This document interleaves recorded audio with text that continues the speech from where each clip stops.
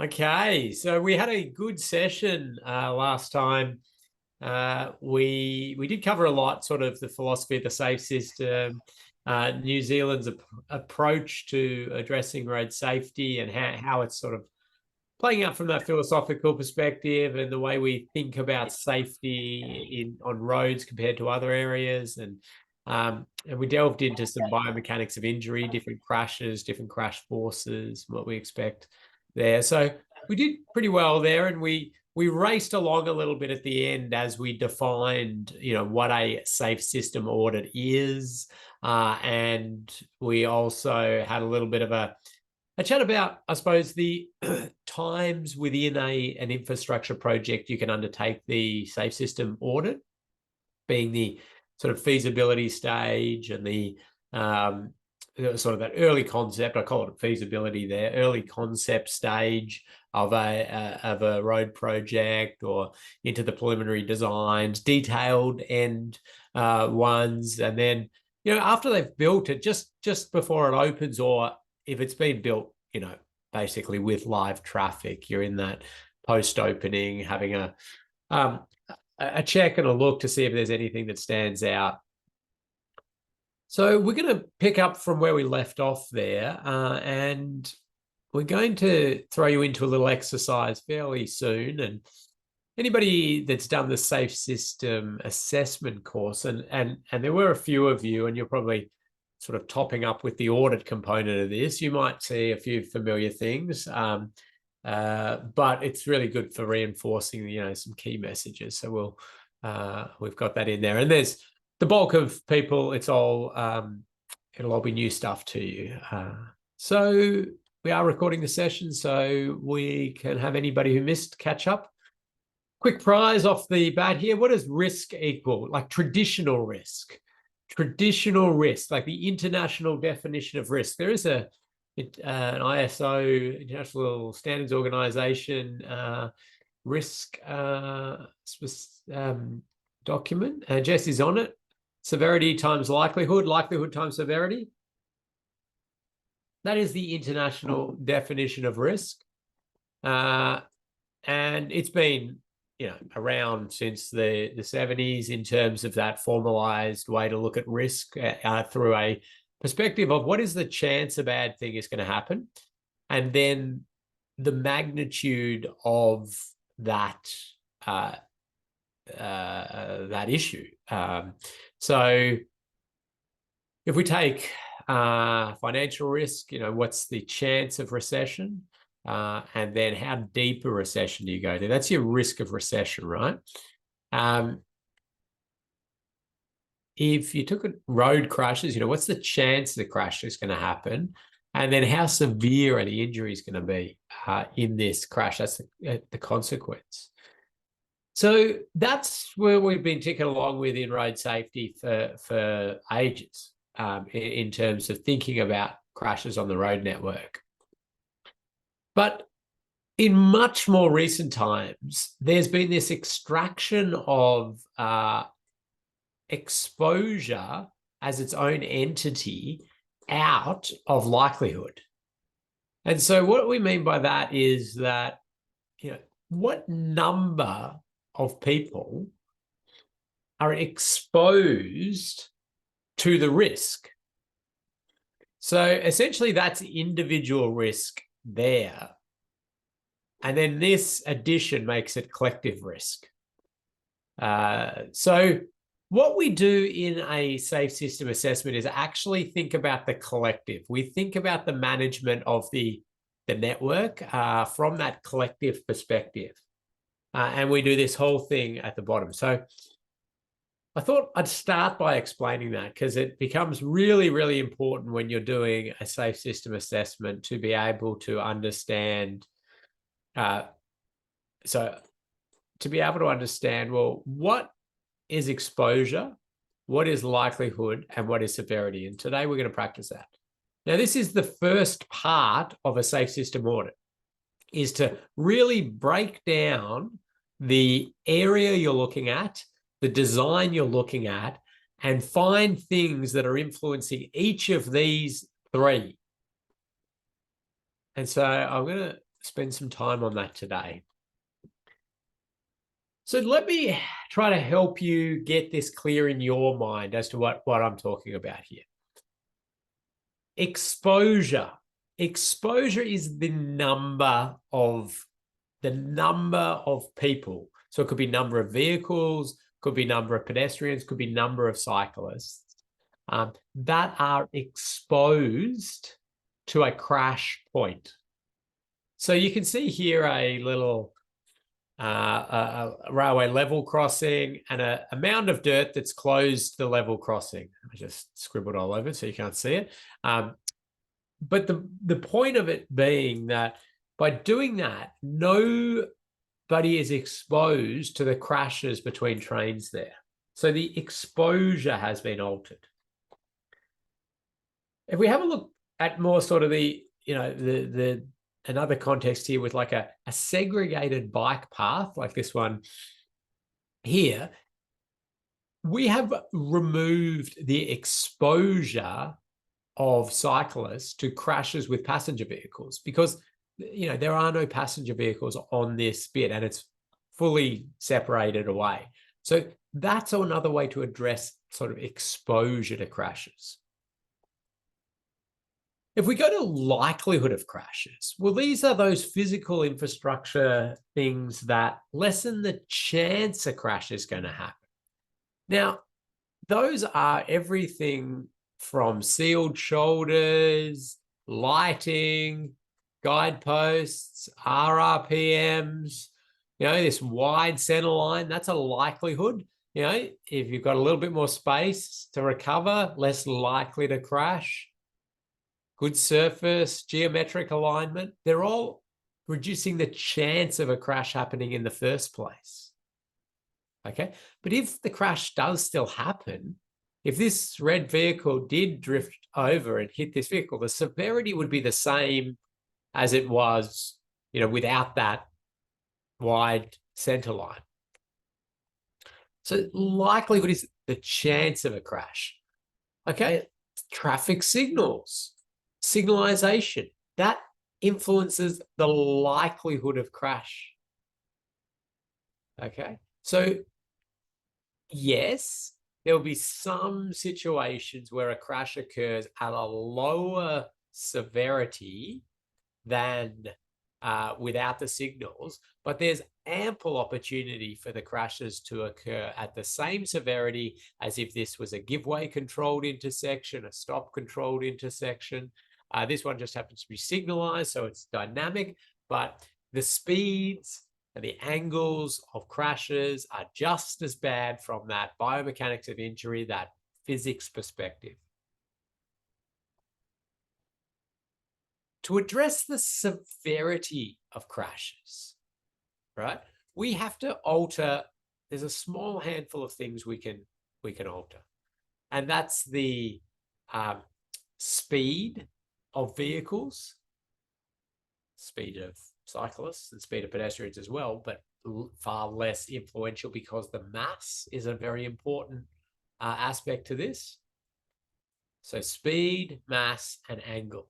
I mean, these are basic sort of physics principles. There are some other things that sort of could be thought about in influencing the severity of crashes on our road network, which, for one reason or another, don't tend to be taken on, such as, further requirement of protective equipment. Now, we do that for bikes, helmets and motorbikes and the like. Car passenger vehicles, in theory, we would get less severe outcomes if we had more protection around the human, helmets and things to drive cars.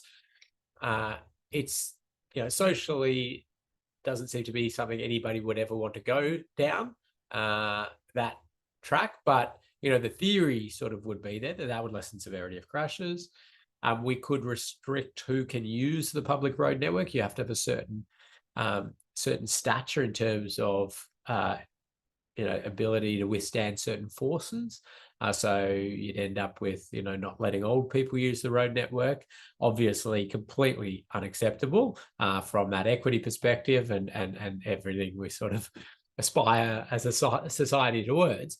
But you're thinking about, okay, a crash is happening now. How do we make this well, as friendly as it possibly can be?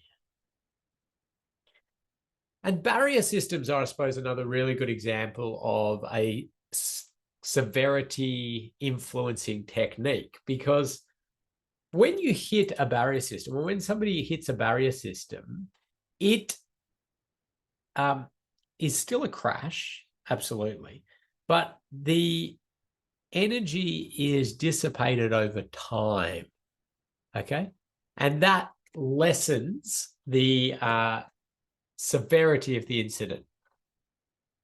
So you can see I'm starting to immediately categorize treatments and bits of designs and the like into exposure, into likelihood, into severity.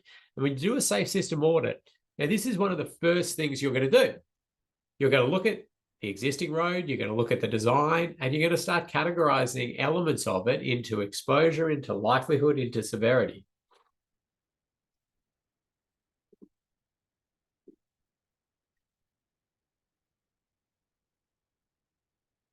Don't forget to count your wallies as well.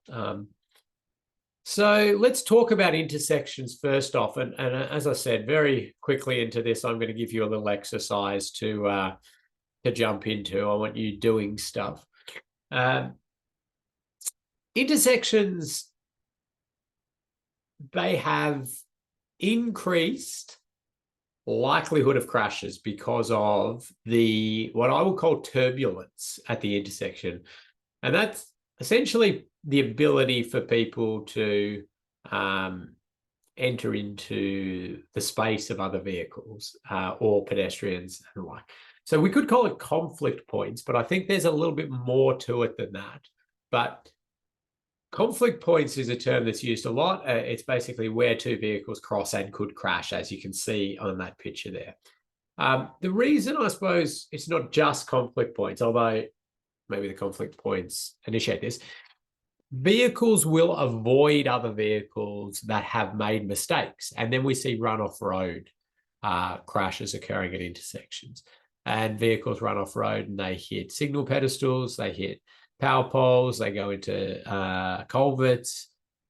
So yes, we've got this one vehicle-to-vehicle collision, but we've got also the run-off road. And then, of course, we have pedestrians needing to cross here. They're going to have to cross a road at this point if they want to continue traveling straight or go right. We've got bikes and motorbikes also mixing into this. So the risk at an intersection always spikes.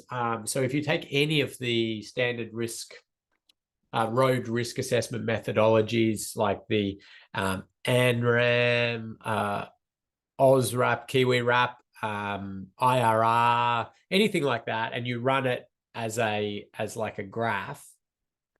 So you've got risk, road risk, and you've got like chainage down here, so length along a road.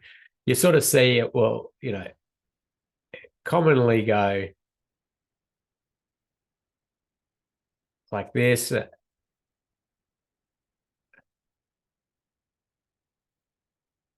And those are your intersections, of course.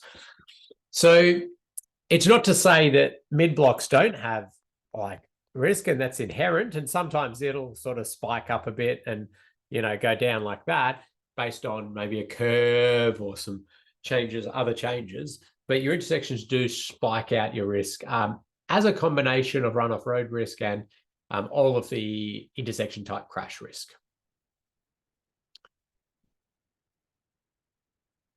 So this diagram sort of helps us again when we're thinking about intersection related crashes, because a lot of these crash types we're thinking about will be occurring at intersections. So we still want to think about that severity utilizing something like this. And speed's so critical to all of this.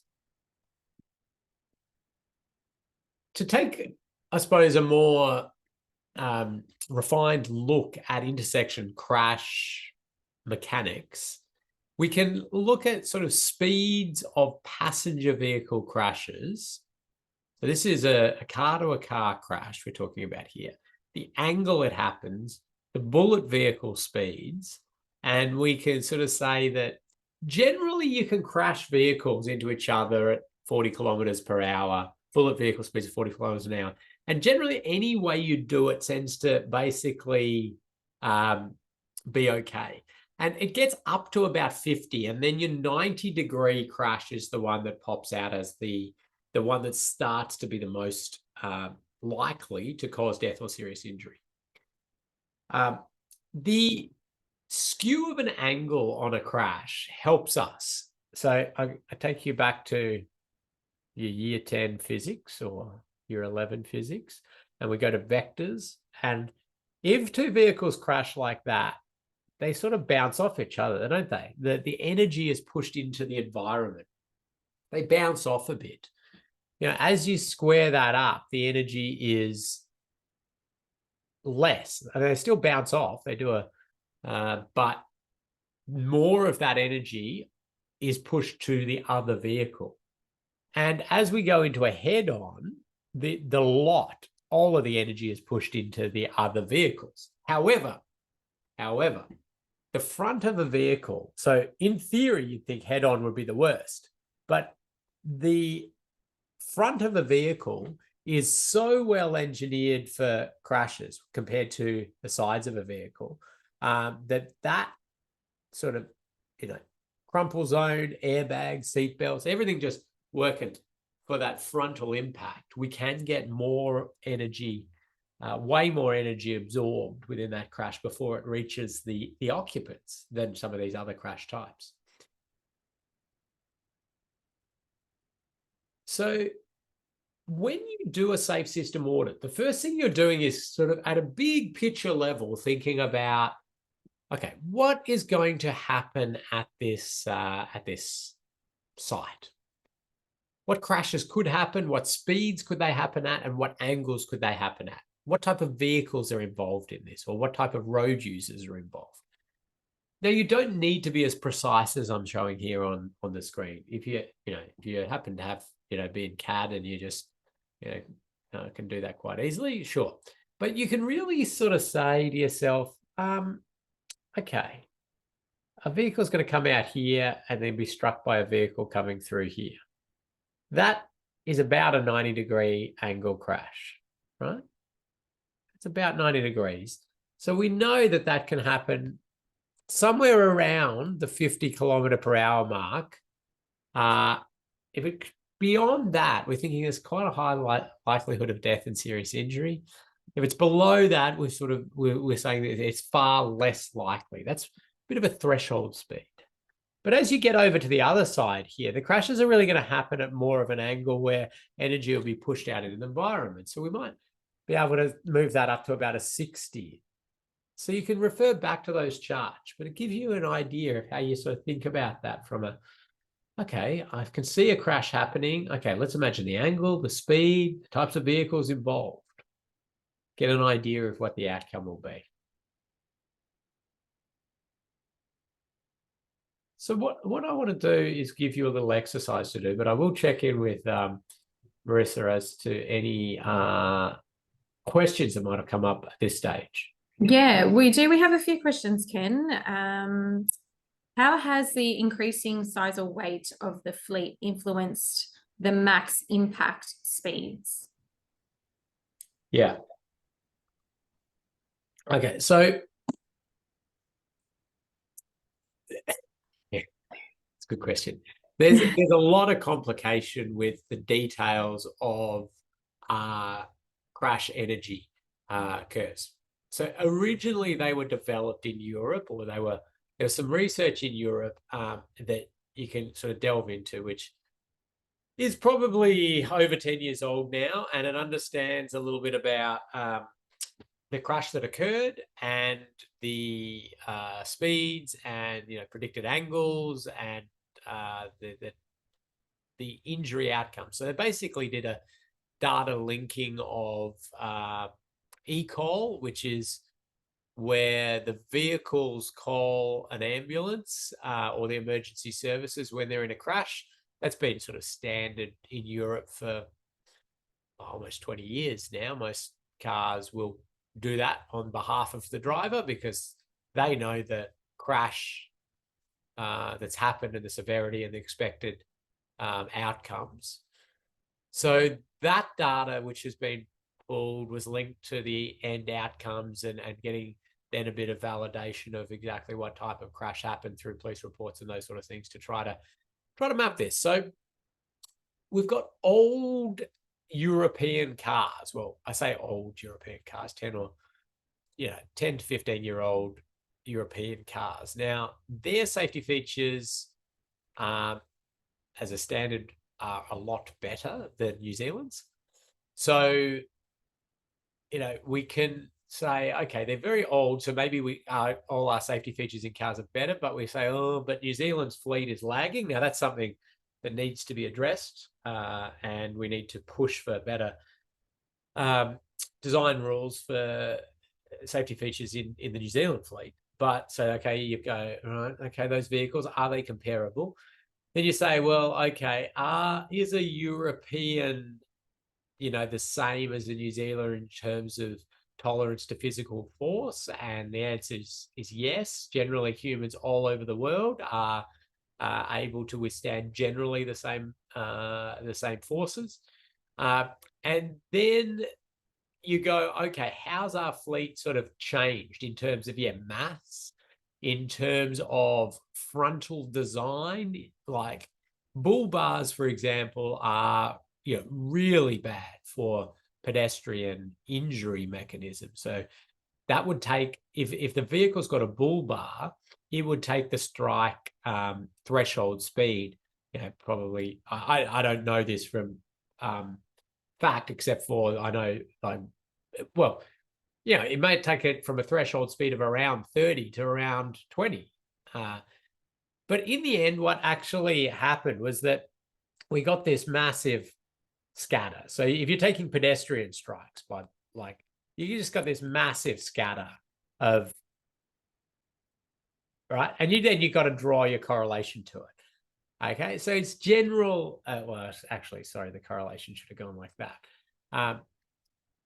It's very, very sort of general stuff. But I say all of that. The Centre for Automotive Safety Research at the University of Adelaide is very heavily redoing this for Australia and New Zealand, trying to add in some more information and trying to understand things like, the increased mass of some of those vehicles. We know that for barrier systems, for example, that's part of the reason of going to MASH, the Manual Processing Safety Hardware, because it took a higher and a larger vehicle, because we are seeing just a proliferation of SUVs and these different pickup trucks. And I've got some issues with that from a vulnerable road user perspective and a few other things, but it is there you go. I just talked about it for a long time. I'm not even sure I answered the question there. I think hopefully you did. I think you did. Another couple of questions in the Q&A. In terms of speed specifically, am I right in thinking the exposure would be the safe and appropriate speed compared to the actual speed of the road? Is that even a thing with exposure? The likelihood would be the speed limit, and the severity would be the actual speed the vehicle is traveling.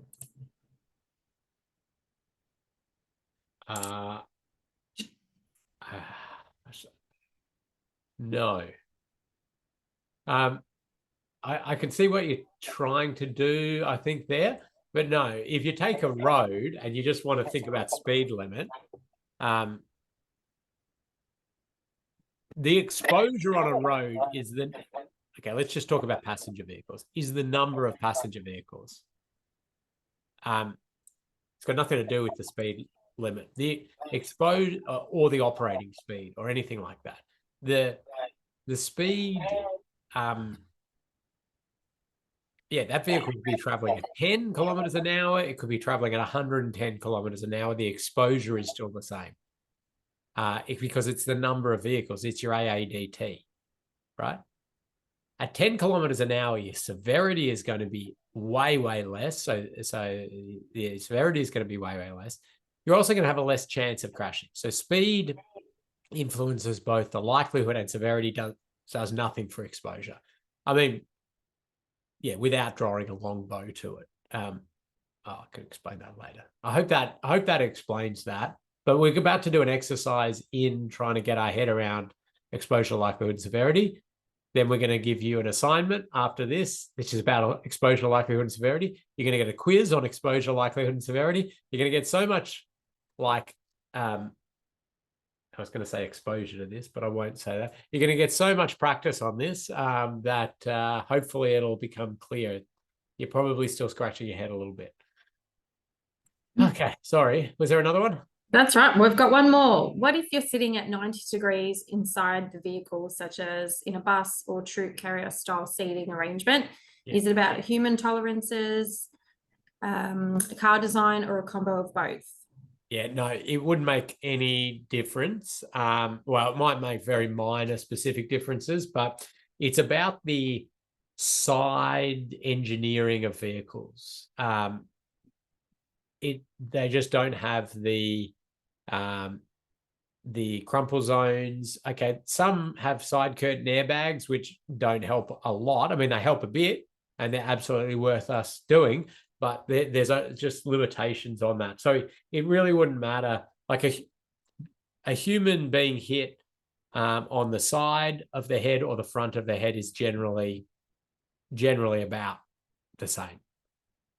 So it's not going to matter what orientation the people are in the vehicle. It's just about where the other vehicle or the pole, or the vehicle hits a pole or the like. If you're going to crash, at 50 kilometers an hour, you really want to crash front on. And it doesn't matter much else. You really just want to crash front on. Okay, good. I'm going to keep going. I'm going to give everybody a little exercise today. Now, I think one or two of you have done this exercise before, but the bulk haven't. Those who have, you can decide whether you see if you can remember it, and then you can decide whether you want to change up what you opted for last time and put in any other questions. But we're going to go to this intersection here, which has what do we got? We've got 21,000 vehicles a day, so that's our AADT on the main road. We've got about 2,500 vehicles on this road, mainly during peak hour school times. There's a school down the road somewhere there. It's got a 70 kilometer per hour speed limit here, and a 50 kilometer per hour speed limit here. It's got some service road, two-way service roads here, shared user path. That's a drain. It's like a culvert drainage structure. That's a bus stop here. Residential area.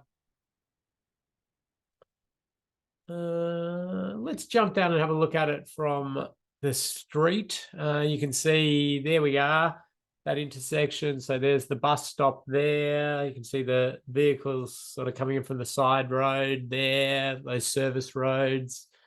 The right turn lane, it's got lighting. We'll go and jump to the other approach and have a look there. So you can see you've got the the shared path there. There's your drain culvert thing. So that's what we're dealing with. And your task is to essentially eliminate fatal and serious injury crashes at this location into the future, or come as close to that as you can. But your constraints are you have a $4 million budget. You can't close the intersection. And by that, I mean you can't even close, and people have to be able to enter from all directions and exit both ways in the general vicinity of this. So that's a constraint. And you got to operate in the current sort of political organizational framework that you're currently in. So, you can't, if you said okay, well, I'm going to drop the speed limit on the main road to 10 kilometers per hour, I'd say, well, how are you going to actually get that through your current political system and convince the community and everybody on that? Is that going to work? So I'm going to get you to have a think about that. Like, you don't have as much information as you'd like, but I will pause and answer any immediate questions or requests for information people have. But the key thing here is that we're practicing, like, how do we categorize things into exposure or likelihood or severity? So when you come up with an idea, I want you to tell me whether you think that's going to affect exposure by putting a little E next to it, or likelihood by putting a little L next to it, or severity by putting a little S next to it. So I don't know, maybe you want to fix up the lighting. Now, that'd be weird because you haven't got any idea how the lighting is. But you'd say, fix lighting, or add more lighting, and then a little L because of a likelihood, because lighting influences the likelihood of crashes. Okay, if you have an area and it's not lit, all right, there's more chance a crash will happen. You make it lit, okay, there's less chance a crash could happen, but if it does, it could be just as fast and just as severe as if it was dark. So that's a likelihood factor. So that's your little task, and you're going to get a good 5 minutes to sort of ponder it. It's probably a good chance to have a stretch and fill up a coffee as well. Now, you might be saying, well, I don't know how much stuff costs. Like, I thought I was doing a safe system audit course, not a cost estimation course. Okay, well, that's fine, because you can just pop into the Q&A or the chat, what's the cost of, and then write it, and I will give you instant cost estimation for that. So that's going to be your task. And I want you to put it into the chat, and I want you to put, is it going to impact exposure, likelihood, or severity? And if you want a cost, just write it in and just put afterwards cost ? Or so I see some people are even starting to have a go at this, but I'm going to give you a good few minutes. But let me know if you've got any questions about the scope, about the site. Otherwise, I'll let you have a little go at it, and then we'll talk about it, and we'll talk about how we sort of break down our thinking on this.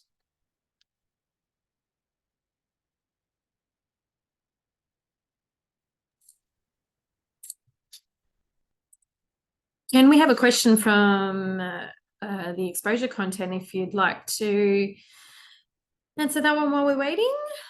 Sure. Do you account for motorcycles separately with exposure calculations, or just cover them with increased severity? Yeah, great. So in a safe system audit, and you'll see this in the next two modules time, I think, motorcycles get assessed under their own separate categorization for their exposure, their likelihood, their severity, as do cyclists, as do pedestrians, and as do vehicles. The one that sort of is sort of mingled in with vehicles altering severity is heavy vehicles. Great question, though. Chuck a prize for that question, I think. Okay, we've got lots of stuff coming in. I'll give everybody a couple of minutes, though. Do take a stretch if you want, and we will get back into it in sort of 2.5 minutes or so.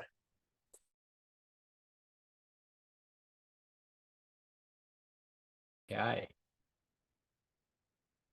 I like what I'm seeing coming in here.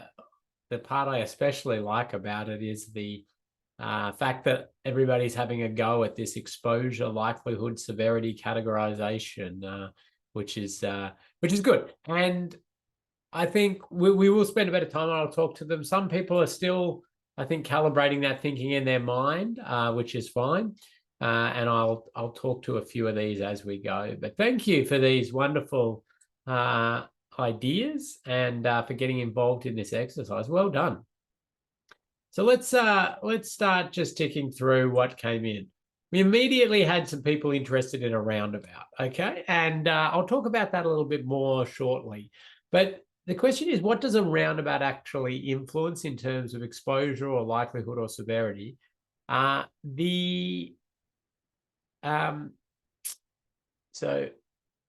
Ostrode sort of has defined that and said a roundabout influences the severity of crashes at a whole intersection perspective, and that's it. Right? Unless you have traffic sort of modeling data to show you're going to get different numbers of vehicles through there, that's not then influencing the exposure. Now, the likelihood, you could argue the likelihood is reduced, but they made the decision that generally, if you take an intersection like this, it's got a certain number of crashes, and you put a roundabout there, you'll have about the same number of crashes. There'll be different types of crashes, but the severity of them will be much lower. So roundabouts, we just say that is a severity reducing technique. Okay. And a few people, jumped onto this roundabout idea. They liked the roundabout. Somebody then pointed out that they didn't think you would be able to afford a roundabout. And I think that would then depend on the size of the roundabout and what you're doing with it. And we'll talk about that a little bit more shortly. So then some people said, well, let's signalize it. And then there was the question, well, what does signals do? Traffic signals, traffic lights do in terms of exposure or likelihood or severity. Now, you remember from maybe 4 slides back, I said that signals are a likelihood reducing factor. So again, they don't do anything for exposure, and they don't do anything for severity. I mean, again, some of the crash scenarios will be less severe, but there is still abundant ability for a high speed, same angle, same mass, same, everything the same, crashes to happen at traffic signals by people running red lights. And so we just attribute signals to a reduction in the likelihood only of crashes.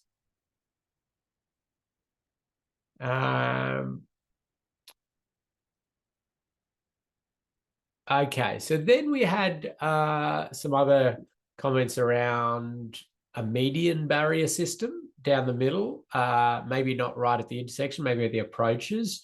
Now, that's an interesting one because, depending on how it's done, you would either attribute that to a reduction in the likelihood or a change in the exposure.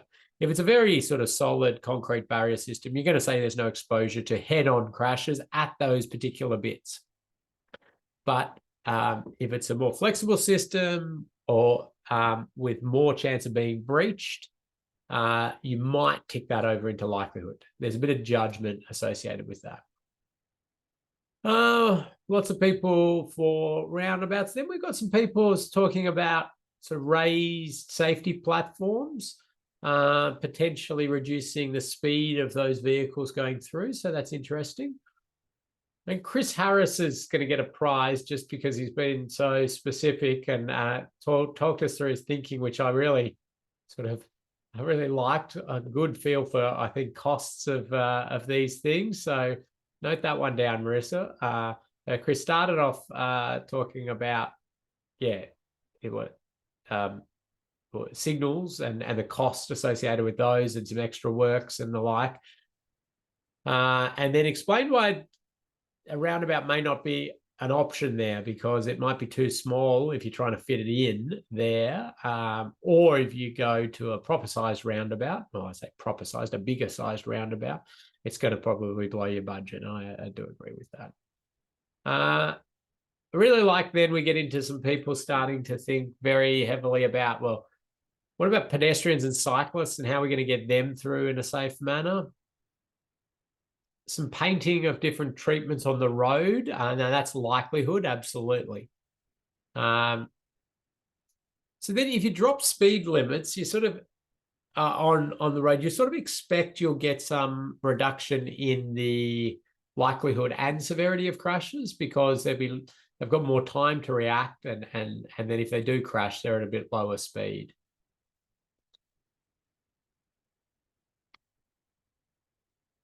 So I'm not going to get through everybody's because this is great, and well done to everybody here on the work you've done.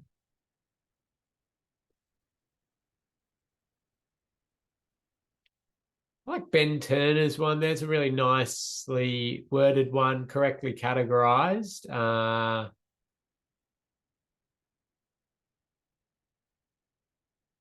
So we'll give Ben a prize on that. Not to say that I don't like a lot of the other ones. They're all very good. I just picked that one out.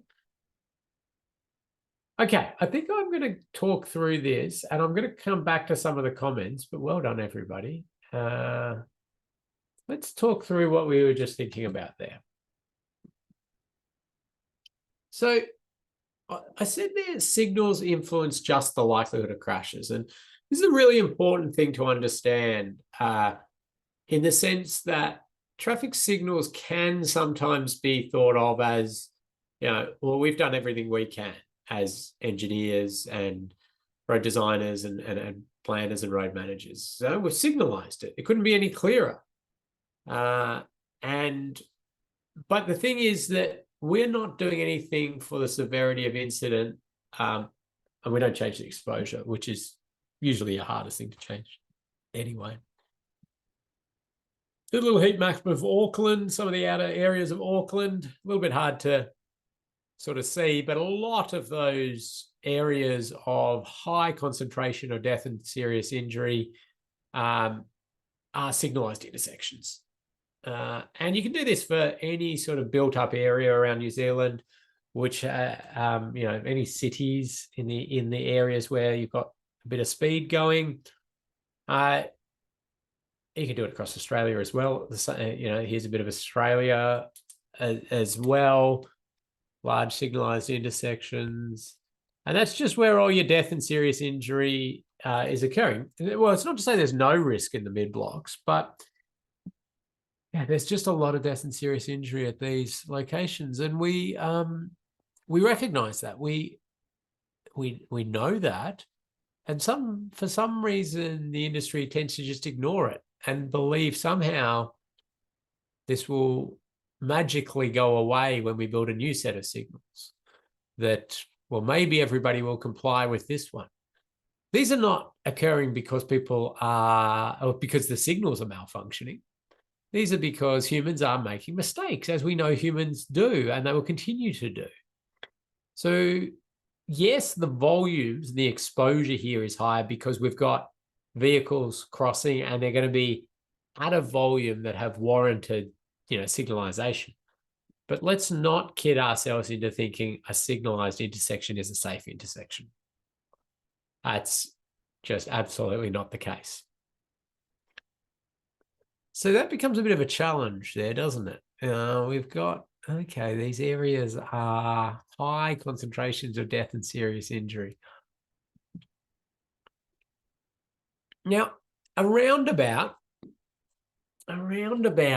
is another one that addresses that one particular thing, which is severity.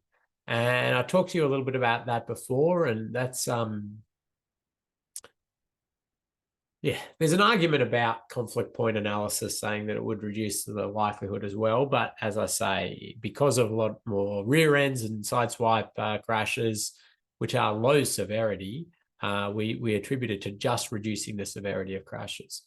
This is a nice one in New Zealand there. You can see some of the really nice cyclist bypass lanes, because we really do need to think about cyclists and pedestrians at these locations. Next module, I think it's next module or the one after, we talk, very specifically about how to improve cyclists and pedestrian safety at roundabouts and, at other locations on the network. But at this high level, we talk about roundabouts reducing the severity of crashes. But the size was an important consideration that people were pointing out, weren't they? So if we go back to this one, it's pretty big, isn't it? When you think about not just the circle there in the middle, but all of that sort of extra circulating carriageway. And it just would be back at that hypothetical or that example site we were looking at, we would be taking houses and really doing massive changes. And that's why Chris said it would, probably blow our budget. And I think absolutely right.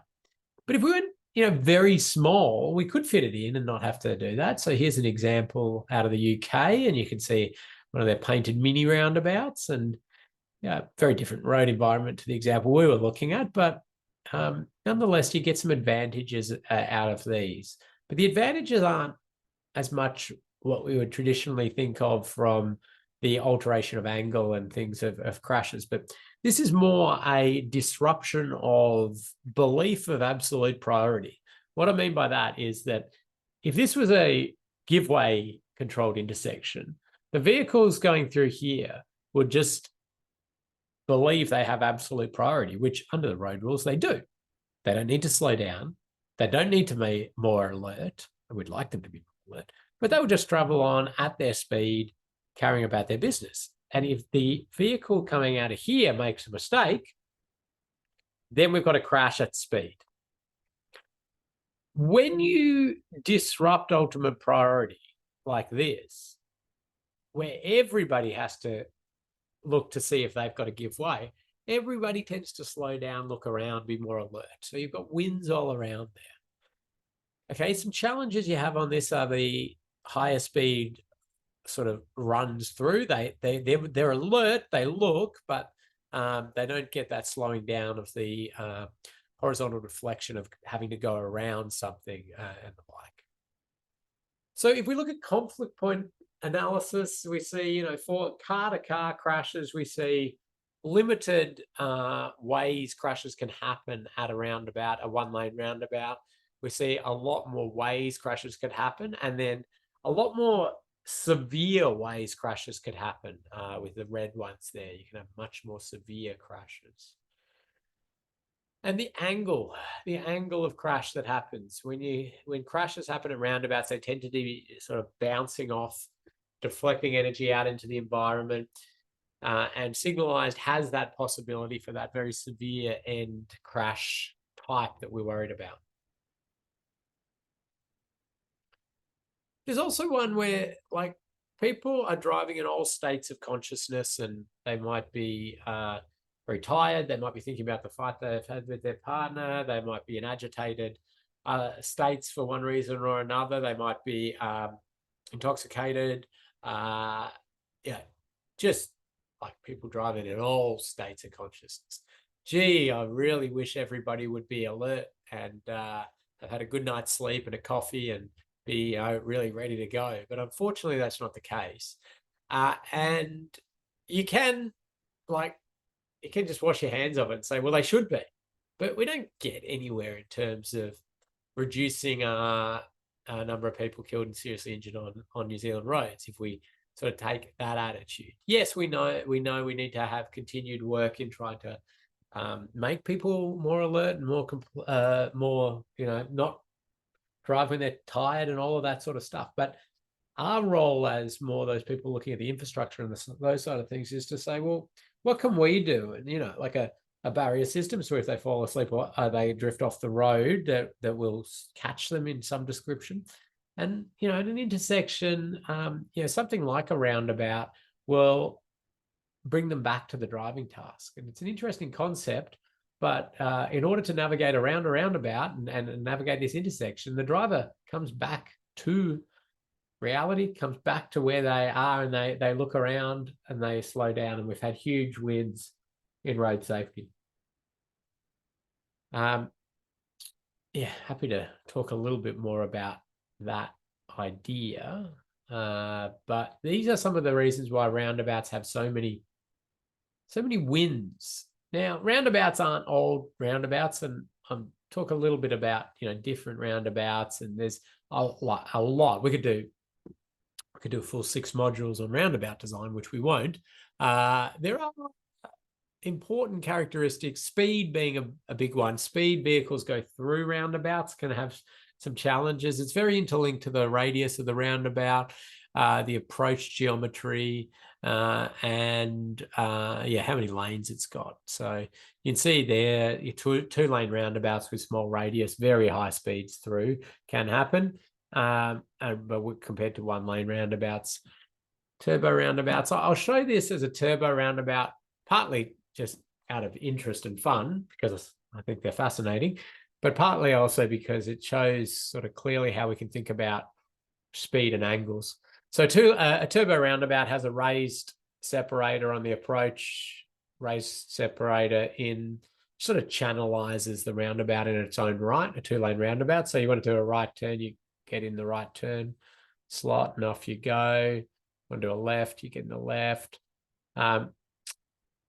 But so you can see there that the white van's making a mistake, eh? Sorry, not the white van, the truck's made the mistake and come out. We know, though, that this is going to be friendly because, A, that white van can't be going very fast, or white car can't be going very fast because of the geometry of it.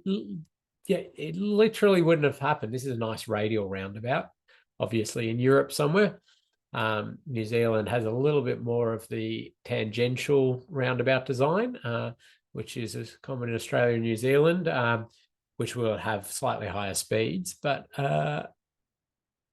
look at that angle of crash. Like, that's great. That's beautiful. If that happens, we know it's going to be lowish speed and a fantastic angle for crashing if you're going to have a crash, because it's essentially a side swipe bump. So you can see the immediate wins and why we get this like lower severity of incidents at roundabouts. And turbo is an interesting one from that perspective. And again, I'll pop this up for fun, but also because of a little story, a little important story associated with it. This is out of the Netherlands, and I had a Dutch engineer over to talk about roundabout design for cyclists, particularly. And I showed this, said, this is amazing. Like in Australia, this would be a large signalized intersection with the volumes we're talking about, probably 2 70 or 80 km/h roads with 2 or 3 lanes each, going through big volumes, high speeds. There's sort of outer growth areas. And the Dutch engineer was just like, wow, but what about all the death and serious injury? How could you possibly do that? It's like, yeah, I agree that it's ridiculous. It's the way that it just seems to happen. And, it would just could not fathom the idea that you would possibly let vehicles cross each other at the speeds and angles that we're talking about, even in these growth areas with high volume roads and the like. And so they'd prefer to do something like this, or grade separate, to slow vehicles down. So this is all signalized. It's just that they've got some channelization and things to slow vehicles. Anyway, I think it's amazing. But people are really starting to now look at these large signalized intersections and say, well, we know death and serious injury is going to occur. That's not like maybe if we do some warning signs or do something better, like to warn people, it'll fix the issue. Okay, it's not going to. We've got to do some substantially different designs of these intersections. They know people are going to die, and we're looking for something that can happen. You've got some challenges associated with the traffic volume. So if it's very much a traffic priority route, the traffic operations team and the modelers have done their work, and they're saying, oh well, we can't possibly do a roundabout for these reasons, or we've got to work like, how do we push more traffic through these, because that seems to be an objective often. Now you can debate that as much as you want. It's probably not a safe system audit debate to have. It's a very good and important debate to have as to how you manage your overall network and what vehicles and how you want people traveling in the future and the like.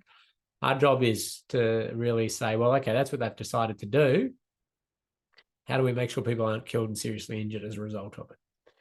And I like these kind of, designs people are coming up with, cut-throughs, disrupting the straight, fast movement by having to navigate around something, waking people up a bit in the design. That's a concept that hasn't been built, but, an interesting one again. But it was good that a few people were really saying, well, could we do raised safety platform on that example we looked at? Now, raised safety platform is not like an urban speed hump, like very abrupt and harsh. It's angled in a way that's, you can navigate it at a certain speed and do so fairly comfortably. And again, it's something that, originated in Europe and is now starting to be used in Australia and New Zealand. And that's what that one was proposed for. Now, they proposed it for this approach and this approach. So this is the example intersection you had as a artistic concept. So they didn't see the need to raise the whole intersection or to address the vehicles coming out. Why do you think that is? I'll pause. I'll see if anybody wants to type that in the chat. I've been talking for a little bit. I'll see if we get any good answers there. I'll also check in with Marissa as to if there's any questions that have come up during my long discussion. Yeah, we do have a couple of questions. Would a medium barrier not change the exposure as there is still the same AADT, but the likelihood would decrease?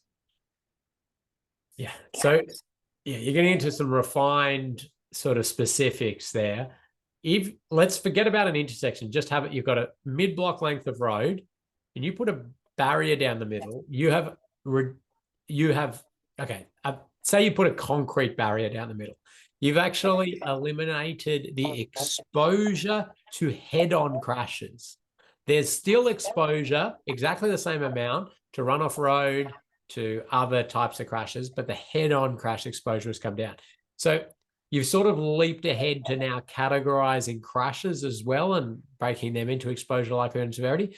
It's a really hard thing because I'm teaching it like little portion at a time to build up a puzzle and a picture of it. And you've jumped to some of those later puzzle pieces. What ideas did we have as to why they haven't addressed that side road? Okay, Monica's straight on it. Speed's already low from the side road. That's right. They're not the bullet vehicles. Like, they don't have the speed to do the damage. So we don't need to alter their travel because they've slowed down enough to be within tolerable limits anyway. It's these vehicles. They're the bullet vehicles. They're the ones that are going to have the speed to do all of the damage. So they're the ones you need to slow down. I think there might have been another question there, Marissa. That's okay. Did you want me to read it out? And I think you've already touched on this anyway. It was, what were your thoughts on a signalized roundabouts, particularly those which occur in, am I going to pronounce this right? Taronga? Close. Yeah.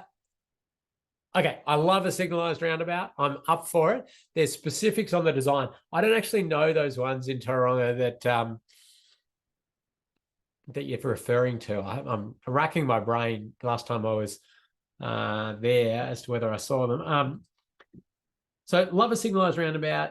I like to meter roundabouts. And by metering a roundabout, I'm going to use this as a little whiteboard here. Sorry, bear with me. Got a roundabout, and it's starting to get saturated. You can put a set of traffic signals down here, and you can do it nicely with it as a pedestrian crossing as well. And then when queue volumes back here get to a point, you can trigger these with, you can do that with loops. So these vehicles now stop, then these vehicles circulate out, get out. Now, you've got to leave enough space there. A few can queue there, and then you drop it off. So you can do that, and then you just start to add signalization to more legs. But in terms of like how would it align with safe system principles, great. I mean, we've got that reduction in the severity of crashes because of the roundabout, the slower speed, something to navigate around. We've got a reduction in the likelihood because we're controlling it with the signals. Yeah, it's a win all around. Great question. Well done. Okay, so good answers there. Thank you. And yeah, bullet vehicle. So you can see here that now, because we've got the signals, we've reduced the likelihood of crashes. But because we're slowing the bullet vehicles down, we're addressing the severity of crashes as well. And so there's that one built. Now we're with 50 kilometers an hour as an advisory speed, trying to make the ramp angles, something that people will navigate at about 50 kilometers an hour. Why 50 kilometers an hour? Well, because that's the crash impact threshold speed for a right angle crash between passenger vehicles. That's what they were sort of targeting. You can see some different pictures of this one, which is there, slows people. This is a nice picture, which I took with a colleague out doing a post-opening road safety audit. Because it says this one was in Australia. If it was in New Zealand, you'll be doing a post-opening safe system audit. You can see the vehicle nicely slowing down on the approach to a green light. Wonderful. I'm going to make a poster out of this. Okay, the traffic ops people, not as excited by this photo as I am. Because they say, oh, it's so inefficient. Why are we slowing everybody down for this, 1 in 100,000 chance that somebody's going to, make to this? I'm saying, well, I think that's kind of ridiculous, because if we did a roundabout there, everybody would slow down and nobody would be complaining about it from that perspective. It's just that we're not used to seeing this sort of stuff for signals.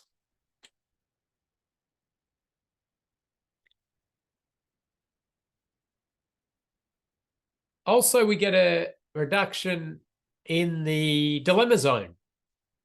So the dilemma zone is a concept. It's a traffic engineering term, another very excellently named traffic engineering term, which is the point in time and space where a driver sees an amber light and is in a dilemma. Do I put the foot down and go, or do I brake? It's officially called the dilemma zone, and you can work it out based on speed and the like. But what we understand is the addition of a raised platform at a signalized intersection means the dilemma zone becomes very, very small, because the driver's got their foot on the brake already and they know they're going to need to navigate something. So putting the foot down to accelerate through is a very bad option and not taken on. So that's a pretty big win as well. So I showed you that one there because I had some, good background before photos and everything like that. But New Zealand is doing a fair bit of work in this space. And you certainly had this lovely one in Hamilton that was built recently. A lot of similar characteristics to the one you just thought about, which was signalizing T intersection, relatively more medium to high speeds, and saying, well, yeah, we could signalize it and hope, like by some miracle, people will use this set of signals differently, or we could do some alterations and raise it and make it so people slow down going through these signals. And they've done that and thus addressed the likelihood and severity of crashes. So that one's out there in Hamilton in New Zealand. Pop out, have a look at it. Get Simon Crowther to take you on a tour. He loves taking people out to the raised intersection there. And then we've got some emerging, this is in Christchurch, and I went out there when I was last there for the conference and spent more time than I should have sitting at this intersection, looking and watching and measuring ramp grades and looking at different, drainage aspects and other bits, and really great, just beautiful intersection. And I know some of the community grumble about these things, and it's very easy with social media and the like to, have a crack at it from your armchair for people, which they do, but the fundamentals of this are excellent, and it is really great. I actually made a little 2-minute video just on my experience out there, which maybe Marissa we could find and pop into the learning management system, because I think the rest of New Zealand should be looking at these sorts of examples, because the first few of these sorts of things are always the hardest, right? But when you've got ones you can point to, they've been done, the world hasn't ended, people are just slowing down, going through the intersection and carrying on, then you can start to move more of these forward. What does Monica say? This one feels terrible to drive over. It does the job really well. So that's an really interesting comment, because now we're into some real specifics. But if I go back to this one, this was the first one done in Australia and New Zealand, Surf Coast Kidman. We had some involvement in it. Lots of so many people involved in it. But the ramp angles in the end, I think, are far too shallow. Now, for the first one, there was general consensus. Let's go a tiny bit shallower, because if it's too harsh, the backlash will be unbelievable. So, yeah, it's a bit shallow, but you don't get quite the speed reduction you want. But as Monica's said there, this one's better. I think these angles are really good. And what it really, people slow down, because they got to navigate over that. And that's a proper raised intersection. So, yeah, we'll see. I mean, I'm not here to say, this is the be all and end all. But what I'm saying is, take the philosophy and the concept and the principle that you cannot have right angle crash potential at high speeds and just rely on a light to tell people when they should and shouldn't go. We physically have to put in things to encourage lower speeds, one way or another. Anyway. All right, I think I saw some questions coming in, and I like. And Monica's just said with that, that brings up the question, does the exit need to be sharp, or can it be gradual?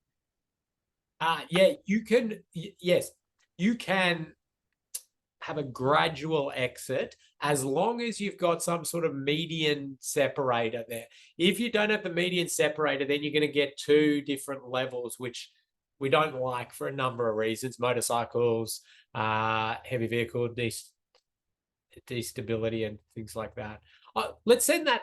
Let's get that video. That'll answer some of the questions I think coming in. Dean's asked about the advisory speeds there, and we'll pop that up. We've also got a couple of other ones. But sorry.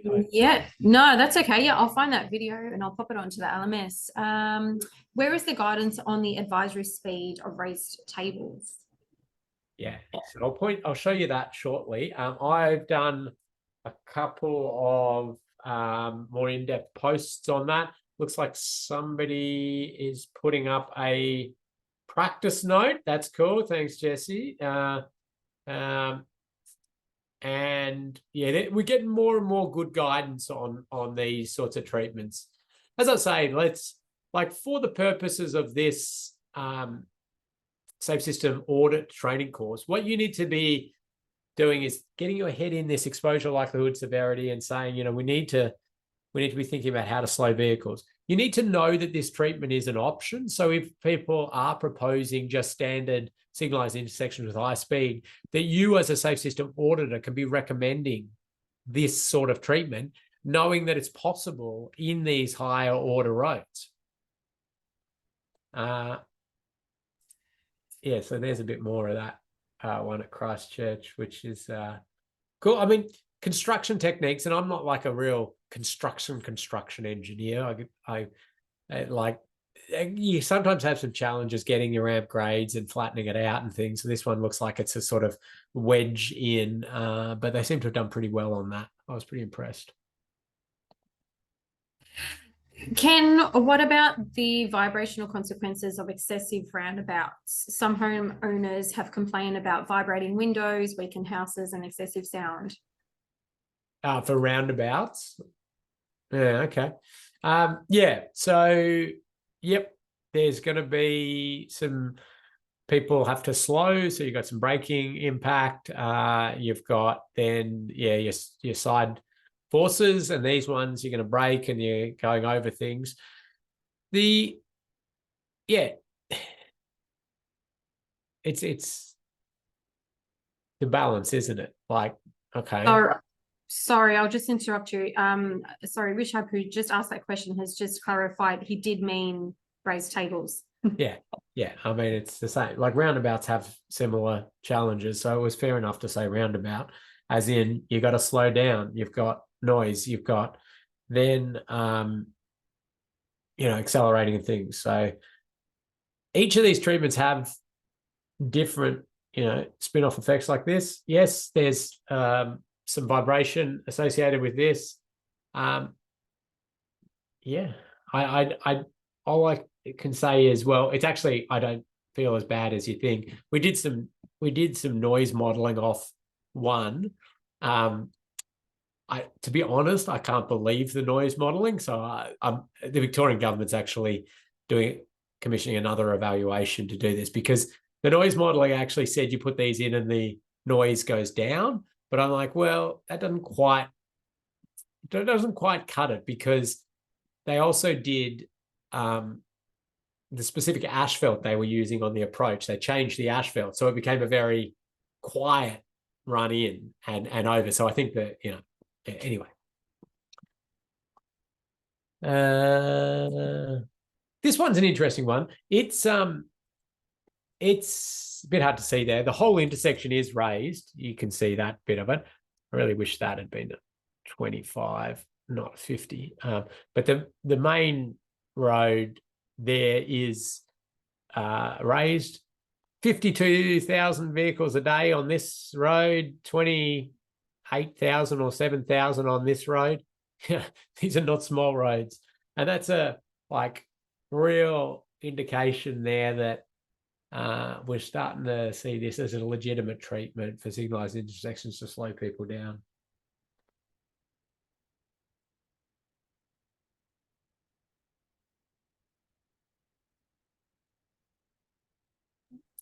Sorry, well, just one more question before you move Yep. on. And this may have been covered. Kieran mentions, but what was the fundamental reason why signals reduce likelihood? Yeah, so signals reduce likelihood because they tell that they remove the choice making from and the judgment calls for the drivers to make a call when they go in, they go out, they turn, when it's a passively controlled intersection. So we're clear on that. So there are less crashes that happen. So absolutely, if you have a give-way controlled intersection and you change it to signals, you get about 45% less crashes. But the 55 that still occur, they're just as high severity as before. So if we go back to our original example and you just signalized it, you would reduce the amount of death and serious injury at that intersection. Absolutely. But we're not getting to that point of virtual elimination, which is what we're aiming at.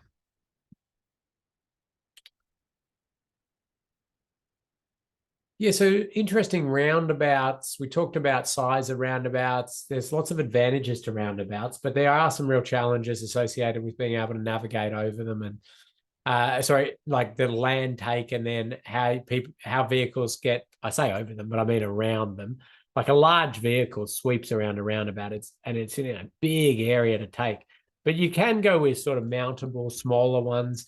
I showed this one just out of interest because, again, it's used raised platforms to slow vehicles on the approach to it and throughout the circulating carriageway, as a way to combat some of the straight line through big concrete apron mountable areas. Pretty cool design. And, I think some of this is really great thinking when you can't afford to take land or move major services like this, which was a telecommunication exchange building, and it's like over $1 million just to move it in its own right. So you're spending a lot of money. Quick quiz. I think we might have a poll.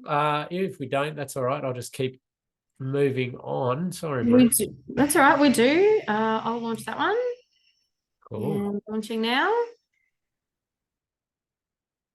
Oh yeah, there it is. Cool. Okay. True or false? Traffic signals are not safe system. True, false, or unintelligible question. What does that mean? Like, it doesn't make any sense, Ken. Your question's ridiculous.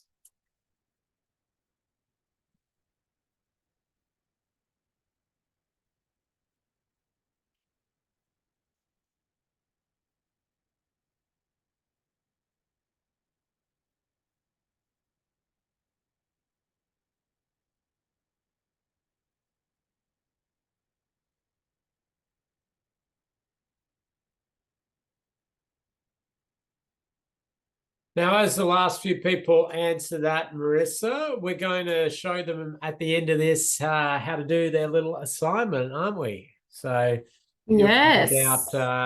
you'll no doubt bring up the LMS and just show people how to download that and where to find everything. So Absolutely. we'll do that at the end, though. Got it ready to go. Great. Thank you. Cool. I think we got good answer rate in there. Let's share the results.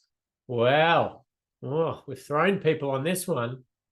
And with right cause that we have a bit of confusion here, because it's not giving you any context, and it's not the traffic signals in their own right that are safe system or not safe system. I mean, it's the use of them in particular context. So unintelligible question would be a decent answer.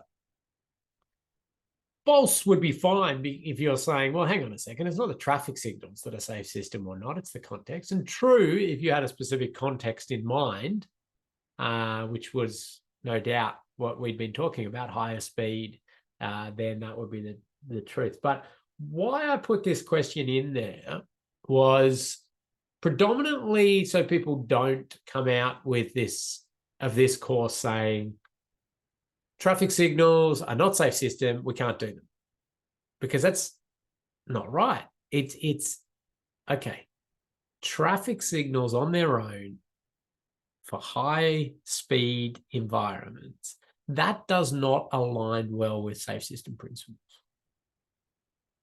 All right? But traffic signals, when you've got features like raised platforms and speed's been managed well, they can have really high alignment with safe system principles, and even those added advantages of having better alignment sometimes with safe system principles than roundabouts for pedestrians and cyclists in particular situations. So don't think about the treatment itself, think about the treatment in context. The other thing that I wanted to point out here is that the idea to talk about safe system as a binary concept is a little bit weird, right? So to say something is safe system or is not safe system is, it's weird. I will always say that has high alignment with safe system principles or low alignment with safe system principles. It's a little bit of a mouthful, but it's far, far more accurate, because when you find yourself in a debate with people, oh, that treatment's not safe system. Oh, that treatment is safe system. That's not safe system. It's not. Like, what they can often be arguing about is a very, very slight thought about its alignment with safe system principles. Anyway, that's just another point I wanted to bring up. Okay, let's keep going. I think we've got rid of that poll, have we? Or did we even share it?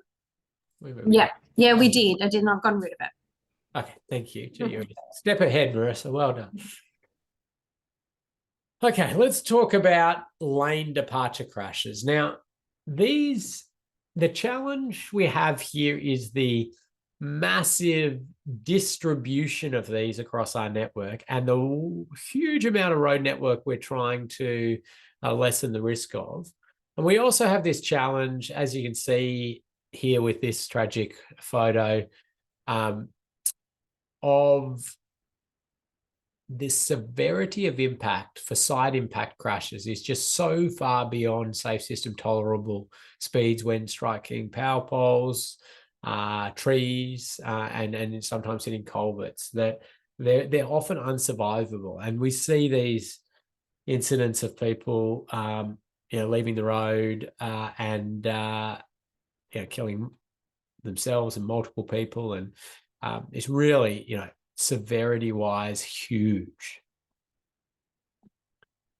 So when you have these large expanses of the New Zealand road network, and they're long, and there's, some of them are straight, sometimes they're windy, and we're separating it by a white line, a little bit of an edge line, and if we're lucky, some sort of shield shoulder before we get to trees and power poles and the like.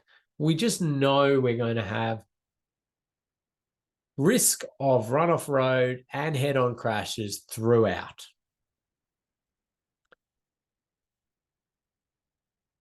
People fall asleep, they drop their coffee in their lap, they get distracted by the radio system, they're talking to the kid in the back, you name it, they leave their lane.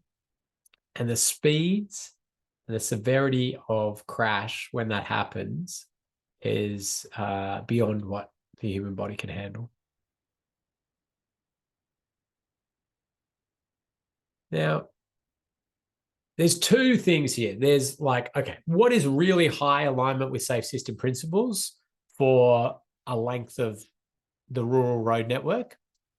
And then there's the question of, where do we start? Because we got so much of this. Where would you even start? Okay, and there are good ways to get an indication of where you would start your investment of major infrastructure improvements. You can spend tens of millions of dollars on doing in-depth, rigorous, risk-based analysis, or you can just simply go highest volume roads. And highest volume will inevitably come out pretty much the same order as, tens of millions of dollars worth of very detailed analysis, because it's such a dominating factor. I mean, that's assuming your speed is high on both. We know sort of from good New Zealand research done. Who did the research? Fabian Marsh and someone else. They sort of discovered that it's around that 6,000 vehicles a day AADT where you get more head-on crashes than you do run-off road crashes. Below that, it's just a reasonable chance that the vehicle will miss the other vehicle and run off road to the other side of the road. So it's an interesting point where you just get some understanding there. But we're in, this photo is a really, I suppose, classic example of how close we are to death and serious injury the whole time. That truck drifts across, or that vehicle drifts across, hits that truck, that's likely to result in death. Any of those vehicles drift off the road, drop a wheel into the side, start becoming out of control, it's likely to result in death. Okay, there'll be circumstances where they don't, but there's just this ongoing risk scenario. We had that question about side impact with a pole side impact test. It's 32 kilometers an hour now. It used to be 29 kilometers an hour. It's gone up to 32. But they're the forces around that speed, and forces what you can handle in a side impact with a tree or power pole. We're so far away from that. Here's one estimated at 60 kilometers an hour. I mean, the violence of that crash is just unbelievable, like unsurvivable. We're not built for that, and nor are our vehicles built for that. Has an estimated impact speed of 60. So there's, there'd been a long time this concept of clear zone, clear out the roadside of any of these hazards, poles, trees, culverts, make these big open areas. And that has really reasonable impact in terms of reducing the amount of run-off road casualty crashes. It does flatten out though. So your first sort of 4 to 5 meters is where you get your benefit, and then it sort of flattens out. And a clear zone, like, is not necessarily a safe place to be. I mean, it's safer than having trees or power poles, but we do know that vehicles tend to go beyond whatever we're clearing. It's amazing how the distances vehicles can get. They also have rollover potential as they yaw in these areas. Yaw being the side to side of a vehicle when it's out of control.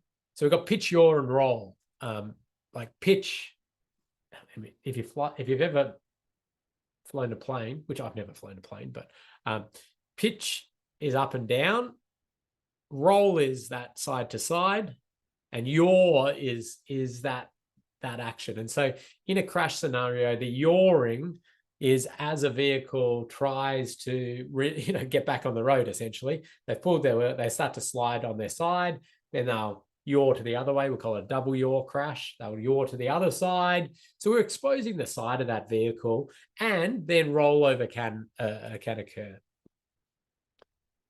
So really, what we have established over recent years is that a barrier system,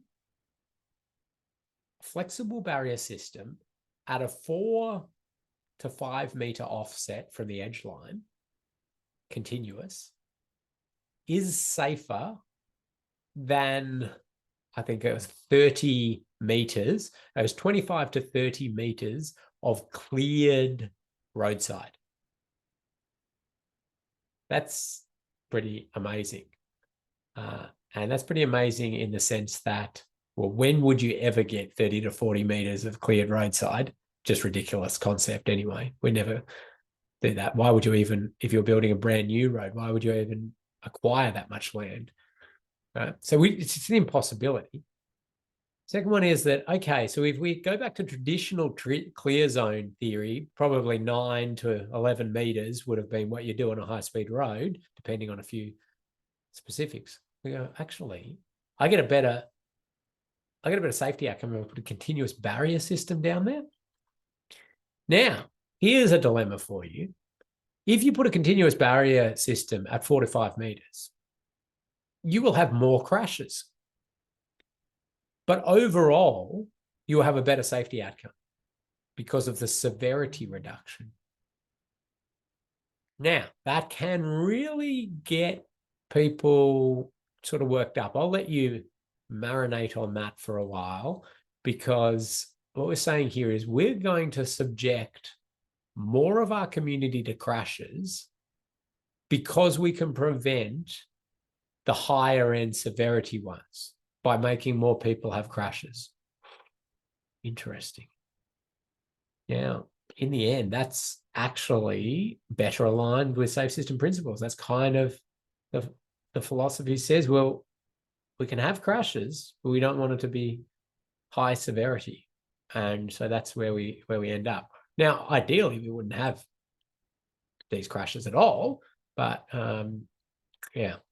Yeah, there's lots we can do to lessen the chance of crashes as well. Good geometry, audio tactile edge line, audio tactile center line, good lighting, good pavement. The list goes on. But we are inevitably having to manage lane departure. We have to manage how people leave the road in these crashes. But, we're seeing New Zealand roll out new motorways with high alignment with safe system principles, because this is recognized, right? You're looking at these new sort of roads and they have continuous barrier system. Vehicles cannot get to the other lane to have that head-on crash. When they leave the road, their lane to the other way, they hit a barrier system. These are highly aligned safe system roads when they are built like this. Now, the new Austroads Guide to Road Safety, part the New Osteroads Guide to Road Design, Part 6, Roads and Roadsides, has a different take on it. So you won't see clear zone appear in that document anymore. It's gone. That's not something that's done anymore. So if you're currently using clear zone theory, you might want to rethink that, unless New Zealand has a particular supplement, which I don't think is the case. But I won't go into that in a lot of detail, but I'll give you these high-level concepts. Our highest alignment with safe system principles is really that continuous barrier system. Somebody referred to it once to me as the bumper bowling of roads. And I kind of, it's always stuck with me because I take my kids to bowling occasionally, and yeah, they get those little lane things because their ball's going to leave the lane and keeps it on. That's what we're doing with cars now, because they're going to leave their lane. And we've got to give them something that doesn't mean they hit a tree or a power pole or roll over or like.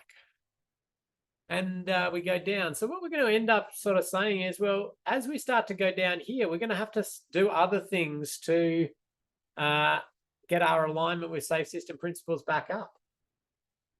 And it's going to have to be potentially some things around the management of speeds in these lower safe system alignment roads.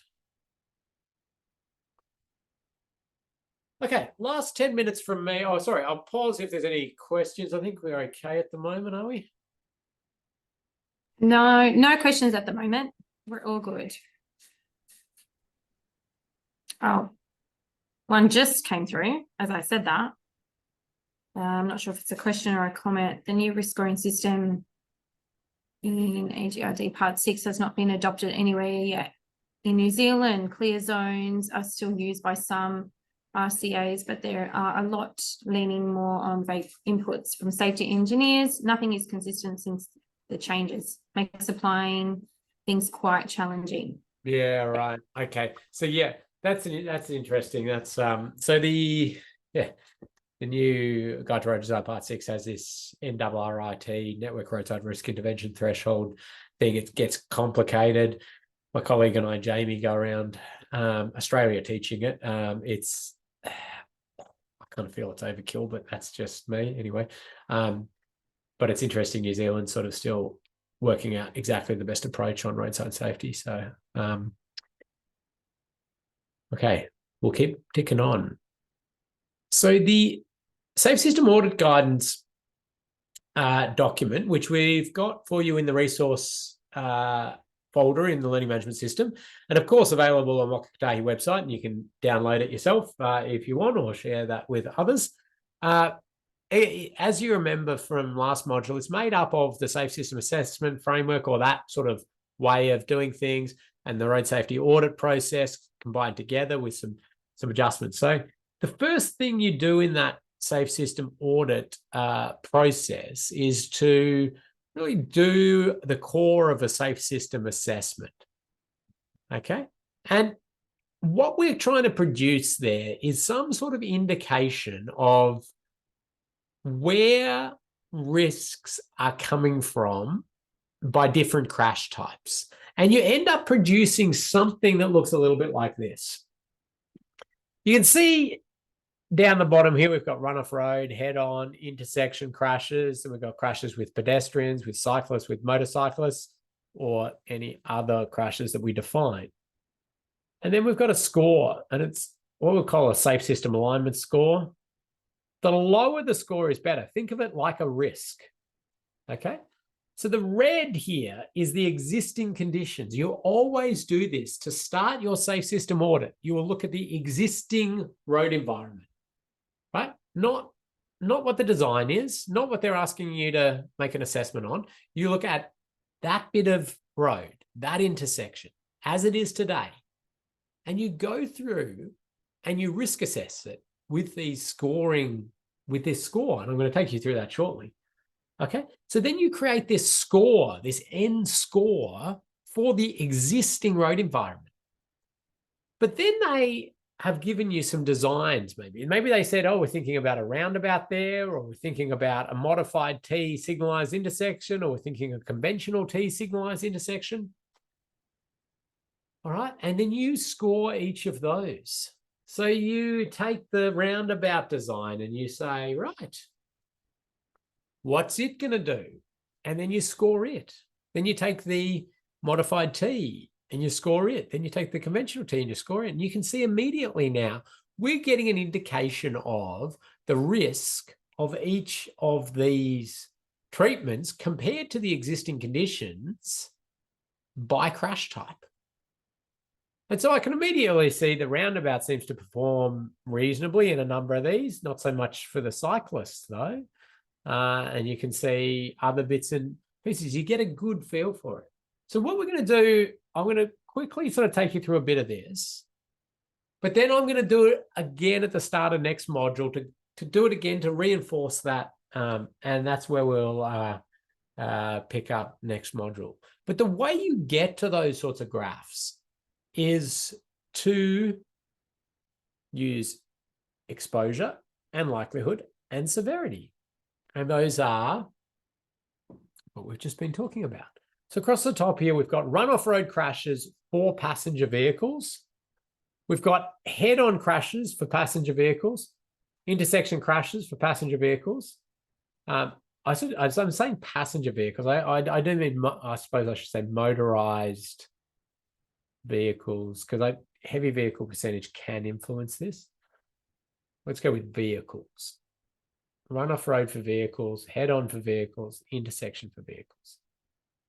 Pedestrians are any crash where a vehicle hits a pedestrian, or any crash where the pedestrian is the one that's injured. So theoretically, we'd be thinking about crashes where motorcyclists hit pedestrians or cyclists hit pedestrians, assuming the pedestrian is the one that's going to be injured. But far more often than not, it is the vehicle that's going to hit the pedestrian that we're predicting. And then we've got cyclists, same thing. The cyclist is the one that injured, and motorcyclist, same thing. Motorcyclist is the one that's injured. So what we're doing there is going through each of these cells of the matrix and saying, okay, how do we put a score to that? How do we get the information in there and put a score? And you can see it's AADT, annual average daily traffic. So that's a very easy one. And so say you've got 4,000, you could write 4,000 there. We need some way to take that 4,000 and make it a score between 0 and 4. So we go to what we call the scoring reference sheet, the Safe System Assessment scoring reference sheet. And you can see here you've got scores down this column, a 0, a 1, a 2, a 3, and a 4. And then you've got exposure, likelihood, and severity. And so for exposure here, let's look at a 4 to start with. Volume of vehicles that might be involved in a certain crash type are particularly high, are very high, or the road is very long. Thus, the exposure is high.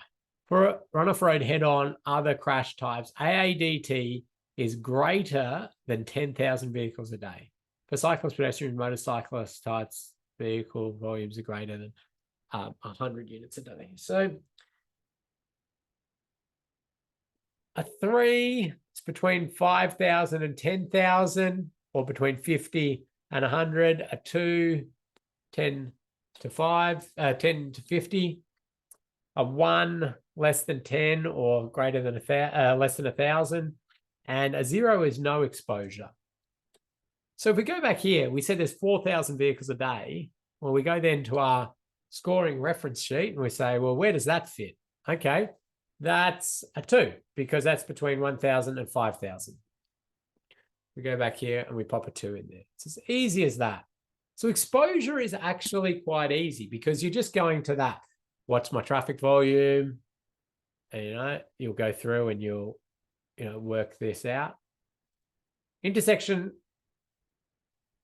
is the addition of each approach. AADT, so maybe 2 there.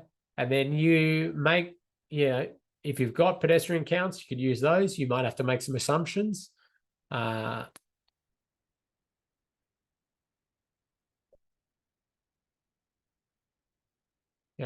You'll get there, but you put some information in up here. So exposure is fairly clear cut. Yes, you might have to make assumptions because nobody's done the counting for you, or nobody provides you the data, but it is what it is. Likelihood, on the other hand, is very subjective, but there's ways that you can get a bit more clarity around it. But you can see in here some of the things we're thinking about that influence likelihood. So for runoff road, we're talking about speed, geometry, shoulders, barriers, offsets, guidance delineation. For intersections, we're talking about type of control. Is it signals? Is it give way controlled? Is it a roundabout? Speeds, the design specifics, sight lines, conflict points, etc. For pedestrians, well, where do they have to cross? How far do they have to cross? What separations there? And so you're dot pointing out a whole lot of things that you notice out there on the site. You dot point out all of these. It could be more. Look, each one has got etc. because you might identify other stuff. And you then go over to your scoring reference sheet and you start to work out, okay, well, what's a 1? Highly unlikely that a given crash type will occur. Gee, that's not much help, is it? It's not much description. What about a 2? Unlikely. What about a 3? Likely. What about a 4? Okay, we've got a bit more information here. The likelihood of individual road user error leading to a crash is high given the infrastructure in place. E.g., a high approach speed to a sharp curve, priority movement control, filtering right turn across several opposing lanes, high speed. So we've got some real inherent issues there. So that's sort of saving your 4s for those inherent issues. There's a bit of subjectivity to this. Dot point it out, and in the end, put a score you think is reasonable. You want to think about it as a bit of a comparative analysis across similar intersections or similar, well, not similar intersections, similar, or all intersections in New Zealand, essentially. But you'll see later why you don't need to be too concerned if you're putting a 2, and then if I did the assessment and I'd put it as a 3 or a 4, because this is all a relative assessment technique. It's not a number that has any particular meaning off its own bat. So you go through and do that. And as I say, I'm rushing a little bit here because I'm going to do this all again at the start of next session in more detail, and you'll practice it. But you've done that, and then you go into severity, and you do the similar thing. You're looking at, well, what are the speeds? What are the roadside features? Are there power poles, trees, or is it barriers, or is it the head on? What's the speed? What's the percentage of heavy vehicles? Speed, angle, head percentage of heavy vehicles. Speed. Speed's so influential on severity of outcome. You go to your severity reference sheet. Your reference sheet's got severity. Talks to you about different things like a 2. Should a crash occur, it is unlikely that it will result in a fatality or serious injury for any road users involved.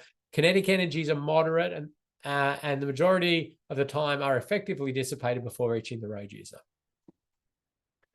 But this is where I pointed you to this last module, which is to say we've tried to help you out here with a few sort of common crash types and where you generally score them. I mean, you need to make some judgment on this, but you can sort of say motorcyclist versus a heavy vehicle. Well, we're going to be going into the 3s and 4s when we're, above about 30 or 40 kilometers an hour. It's not going to be a great outcome. Head on, we can go a bit higher. You'll use it in that way. Okay, I'll answer any questions. I'll explain the assignment, and Marissa will dive us in there shortly, but I do think there's a few questions. We've got a few questions. Does a tractor or other farming vehicles fit into heavy vehicles or something else? So I didn't explain this. I would utilize that other column for anything weird like that. So agricultural stuff, crashes at level crossings, crashes with animals. I'm making them all in that other column, not so as not to sort of pollute other columns because they've got weird characteristics of their own. Okay, great. Thank you. And how does exposure equal 3 for AADT for each approach? is not each approach assessed differently? Okay. We have a fact sheet on this specifically because it was debated intensely at an Australia level and with some jurisdictions. And the answer is, what we're thinking about is, yes, if you've got this intersection, the approach, so you've got volumes, so you've got an AADT there, and you've got an AADT there, right? The AA, you tend to be doing an assessment of a route like that, right? It's kind of like the real answer to it is how you define the scope of the assessment. But say you're assessing that, you're going to take that volume, but then you want to add that volume because that point there is an addition of conflict, like an additional amount of potential conflict. Now there were three ways of doing it, and they ended up landing on this one. I can argue all three, right? Anyway, that's just what convention ended up with. So that's the answer for that. Thanks, Ken. If anyone has any other final questions, please pop them into the Q&A or the chat, and we can look at answering them. I can take them through the LMS and the assignment if you like, Ken, if you've got nothing else to add, or yeah, let's do that. I've just seen another questions popped in, so I will have a read of that and then okay. Go from there. You take over the screen. All right, I will share my screen.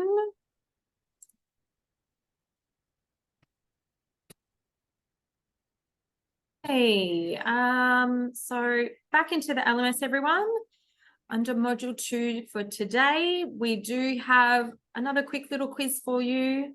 Another multiple choice question. Hopefully you've been counting your wellies today. And we do have Ken's presentation that we've uploaded here as a PDF. We have a module 2 assignment for you. I will get Ken to explain what he would like you to do for that one. But if you just click on module 2 assignment, and we scroll down, we have an assignment template here, which I'll open up now. And Ken, would you like to explain what you would like them to do for this assignment? Yeah, so it's not that different to what you did with that intersection we gave you at the start, but we've just sort of streamlined it down a bit. First thing is we want you to pick the intersection. And you're not going to have to go to this one. Later in this course, we're going to actually send you somewhere, but you could pick the one out the front of your house, or you could pick one that you know of, because you could just street view, go to it, or the one outside your work, or whatever it is. You pick one. It doesn't have to have any particular characteristics. But then we're going to get you to fill out the information below, which is highlighted. And I'll take you through that in a second. But what you're doing is you're inspecting the site, I say, and that can be on this one, can be via Street View or the like. And then you fill out the information. So I think the easiest thing will be to go down there. Well, you put your name. Oh, sorry, go back. Sorry, Marissa. Yeah, so you put your name, but we also want, we want to be able to have a quick look at the intersection as well. So give us its coordinates or give us a Street View link or something like that so we can dive in and have a quick look ourselves. So then you're going to fill out this table, and we've tried to make it fairly easy, but you start with exposure, the exposure column, and you give us 1 to 3 factors that are influencing the exposure at this intersection. Okay, then you think about the likelihood of crash. You give us between 1 to 3 things that influence the likelihood of crash at this intersection. And severity, same, between 1 and 3 things that influence the severity of crash at this location. Then you say, okay, well, what could alter the exposure? And just give us one thing. We only want one thing. One thing that would alter the exposure to crashes at that location. One thing then that would alter the likelihood of crashes at that location. And one thing that would alter the severity of crashes. Okay, this assignment is predominantly testing your ability to categorize between exposure and likelihood and severity. Like, we don't particularly care if it's feasible or not. I mean, it'd be nice if it's feasible, but we want, does this person understand what influences exposure, likelihood, and severity? Now, I've taken you through that in this module. You've been given some examples. I think you're starting to get your head around it. And so I suppose if we go just back down to it there, Marissa, like, I'll give like a possible example for each. Exposure would be, this is an arterial road with high traffic volume. Okay. Likelihood. There's poor lighting at the intersection, and at night it's high. It's hard to, define the intersection. Severity. It's a 60 km/h speed limit, and operating speeds appear to be higher than 60 km/h. Right? There you go. Sort of as easy as that. But you do it for your intersection. Have a look at it. Exposure could be pedestrians. It's the bus stop is over there, and the school's here, and all the kids have to cross, and so there's a high number of kids crossing. That could be it. Okay. So you then finish all of that, and yeah. So once you have completed the assignment, just again, it's in module 2 assignment. If you just scroll down to the bottom, you'll see a little button there, add submission. You can just add your submission here, drop your file in there, upload it, save, and that will upload into the LMS portal, and we'll get notification that you've uploaded that, and we'll get one of our markers to grade that for you. The due date for the assignment, we've given you to next Tuesday, the 29th. It's before the next module. Is that enough time, Ken? Yeah, that's fine, because I will probably at the start of next module get somebody to volunteer to talk us through it, and we'll dive in, and we'll discuss it together. I think that live sort of learning is always good. So we'll do that. And yeah, I think you said that, but try and PDF it. It just helps our markers. It's a bit easier if you PDF it and upload it. Yes, actually, yeah, I didn't mention that. Yes, if you can PDF it and upload it in, that would be helpful as well. So hopefully you've had a chance to complete the quiz from module 1, and another short little quiz for module 2, and the assignment due next Tuesday. Of course, if anybody has any questions or trouble with it, get in contact. Now, just quickly answering Kieran's question. For exposure, AT is subject to each crash type, total road volume or total road volume. So it's for that crash type. So yes, that's how we would get an exposure of 0 for head-on crash if we put that solid medium barrier system down the middle, because you're not exposed to that crash type. There is no volume of traffic exposed to that particular crash type. Great question. Thank you. Do get in contact. We've got people here who are ready to have a Zoom call or a Teams meeting with you, talk you through exposure, likelihood, and severity more if you're confused by that. Otherwise, get into that quiz, get that assignment done. Shouldn't take you long. Knock it off before the weekend, eh? Probably got other things. Absolutely. Thanks, Ken. All right. Thanks, everyone. Enjoyed it. Thanks for the contribution. See you later. Bye. Have a good day.